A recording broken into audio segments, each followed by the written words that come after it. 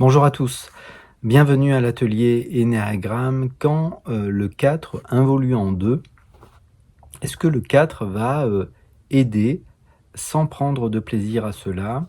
Est-ce qu'il peut aider à contre-cœur? Et c'est une très belle question, c'est Véronique qui l'a posée. Vous allez retrouver cette question dans la vidéo qui parle justement de l'involution de la structure 4 en 2. Je trouve que c'est intéressant de répondre à cette question parce que c'est l'occasion de réviser certaines notions. Alors ces notions, enfin, effectivement, on peut les retrouver aussi sur un atelier ou sur un rendez-vous en ligne. Mais là, je ne sais pas, il y avait l'élan de simplement de répondre à cette question. Alors, si vous regardez la question, elle est posée un petit peu autrement. Elle est posée comme ça, quand le 4 devient un 2. Et c'est très important, voilà, ce n'est pas qu'une subtilité, c'est très important de bien garder en tête que quand on parle de l'énéagramme, on ne s'intéresse pas au comportement, parce que tout le monde peut aider en réalité, ou aider à contre-cœur, mais s'attache aux motivations. Et c'est ce que l'on va voir aujourd'hui. Alors, c'est concret, effectivement, et c'est un des aspects les plus fascinants de l'énéagramme, c'est que si on prend 2-3 autres exemples, la structure 5, quand elle va mal, va prendre les défauts de la structure 7. Mais le 5 ne deviendra pas un 7. Dernier exemple, le 8, quand il va mal, va commencer à fonctionner un petit peu comme un 5 dans les aspects souffrants, mais ça ne fera jamais du 8 un 5. Et ainsi, le 4 ne deviendra jamais un 2. On ne va pas répéter ce qui a été dit dans cette vidéo, elle a déjà été faite sur l'involution de la structure 2.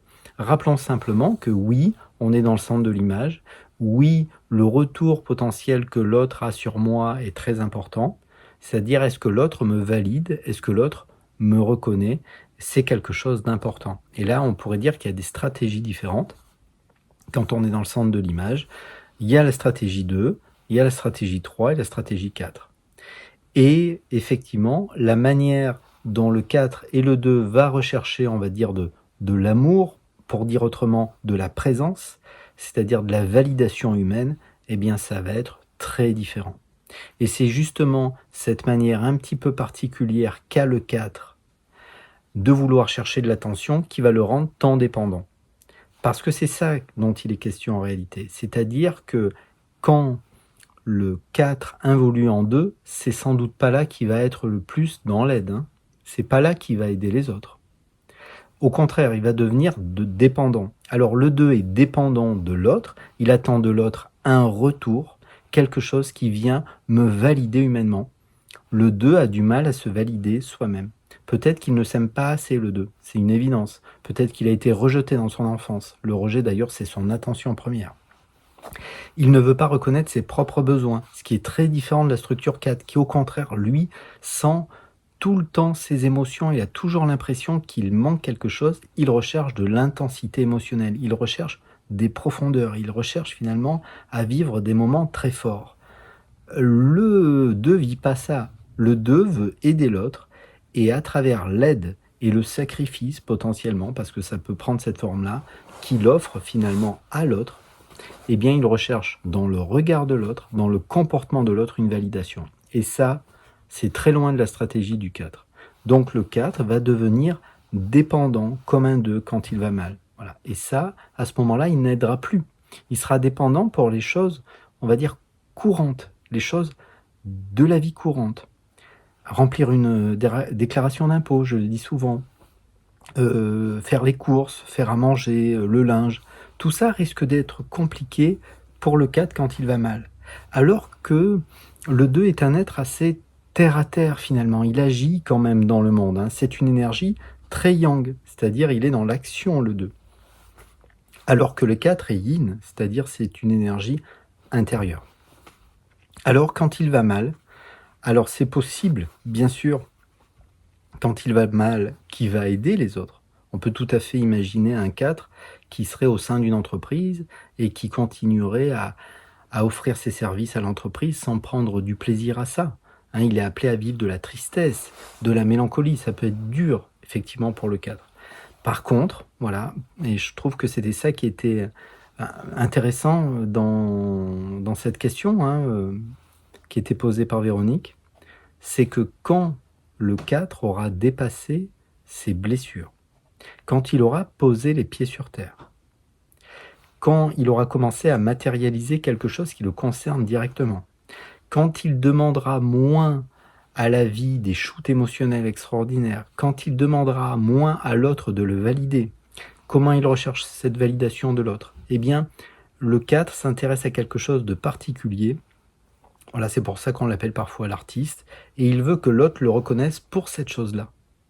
Et ça, bien sûr, c'est une illusion. L'autre ne s'intéresse que très rarement à ce qui intéresse le 4, surtout qu'il veut justement, c'est l'original, on le présente comme ça parfois aussi, il veut justement être reconnu par une minorité, parce que si j'étais reconnu par tout le monde, ça serait trop banal. Il souffre de ça. Voilà. Nous souffrons tous de choses dysfonctionnelles et je pense qu'il faut pouvoir l'évoquer. Le 4 n'est pas une bonne ou une mauvaise structure. Il n'y a pas de bonne et de mauvaise structure. L'énéagramme, la découverte de sa structure énéagramme, c'est un point de départ, rien de plus. Ne pensons pas, j'ouvre une mini parenthèse, j'ai découvert que je suis de structure 1, donc je suis fait pour être un perfectionniste, c'est pas vrai. Je suis un 7, un épicurien, donc mon chemin dans la vie c'est de me gaver de gâteaux et d'alcool, c'est pas vrai.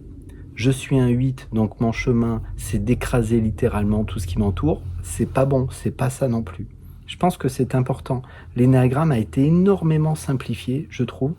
Pas toujours, mais enfin, il y a quand même des livres très sérieux. Mais enfin, voilà, c'est aussi le but un peu de cet atelier, c'est de remettre un petit peu de profondeur avec un peu des causeries. Ouais. Alors, j'étais en train de dire qu'effectivement, quand le 4 va dépasser ses blessures, quand il va commencer à poser les pieds sur terre, parce que le 4 commence son chemin, justement, c'est son centre réprimé, le centre 8-9-1, c'est-à-dire il a besoin de poser les pieds sur terre.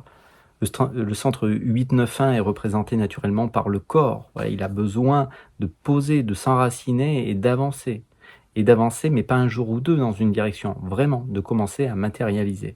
S'il commence à sortir de son imagination débordante, qui l'amène soit dans le passé, soit dans le futur, et qui commence à se poser ici, pour faire cela, il va commencer à transcender cette banalité, il va se rendre compte que derrière la banalité, il y a une forme de sérénité, de paix, il va se prendre moins au sérieux, il va moins prendre au sérieux ses passions, et là, il va réussir d'une certaine manière, à un moment donné, à aider les autres. Mais il va aider les autres de manière désintéressée. Et pourquoi? Parce qu'on peut dire que le chemin évolutif pour les 9 structures se termine sur ce qui était sa désintégration. Et donc j'ai fait la vidéo, d'ailleurs je crois il y a l'année dernière, sur le chemin évolutif de la structure 4, et ma faiblesse deviendra ma force, et c'est valable pour les 9 structures. C'est-à-dire qu'à un moment donné, comme justement il est en contact avec cette profondeur émotionnelle, et qu'à un moment donné il l'aura dépassée, certains considèrent que le 4 c'est un alchimiste, voilà, c'est-à-dire qu'il y a une capacité à transcender ses blessures, à en faire quelque chose. Et je ne parle pas des mécanismes de défense qui sont qu'est la sublimation. Je ne parle pas de ça. C'est-à-dire vraiment, à un moment donné, vous ne pouvez plus le reconnaître. Il a une capacité à un moment donné à changer. On a tous une capacité, toutes les structures ont une capacité à un moment donné à laisser librement la vie s'exprimer. Voilà. Et c'est vrai qu'il est touchant et qu'il est spontané. C'est assez particulier. C'est-à-dire qu'un 4 qui est intégré, peut-être que c'est différent, mais différent dans le bon sens. À ce titre-là, eh bien, comme il aura dépassé ses propres blessures, il pourra tout à fait aider les autres. Mais